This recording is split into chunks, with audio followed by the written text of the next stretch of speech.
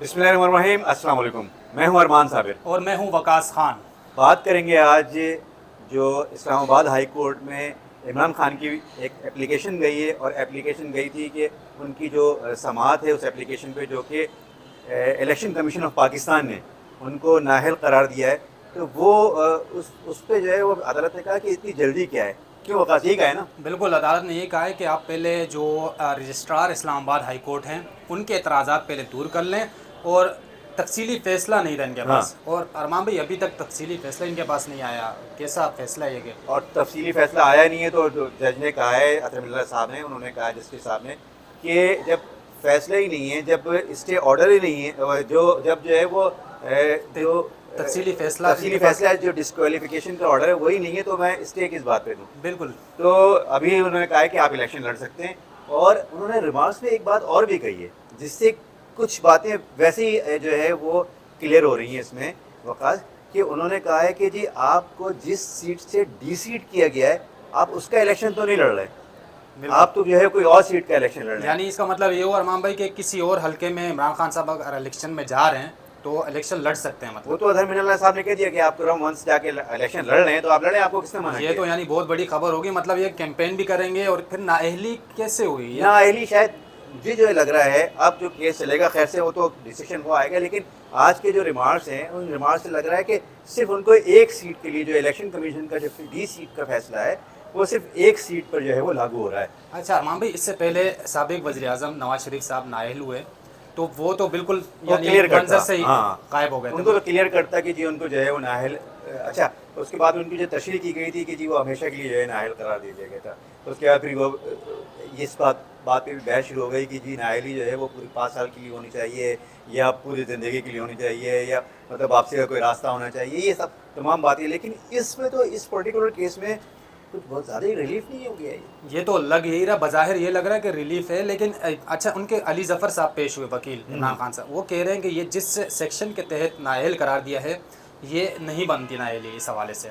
तो ज़ाहिर है वो तो जब तफसीली फ़ैसला आएगा उस पर अदालत, और अदालत बार बार इनको ये कह रही है कि आप जल्दी ना करें, हाँ, आराम से इस मामले को देखेंगे।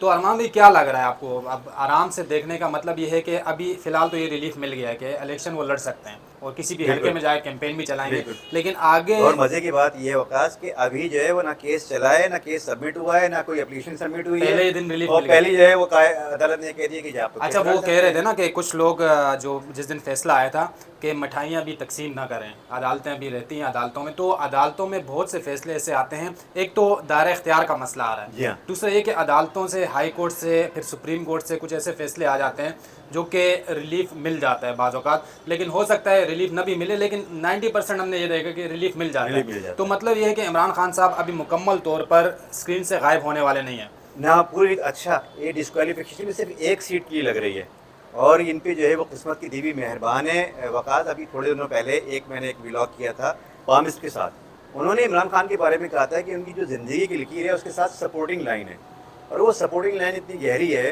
कि उन पर जो है वो किस्मत की देवी मेहरबान रहती है, और दुआएं बड़े उनके साथ देती हैं।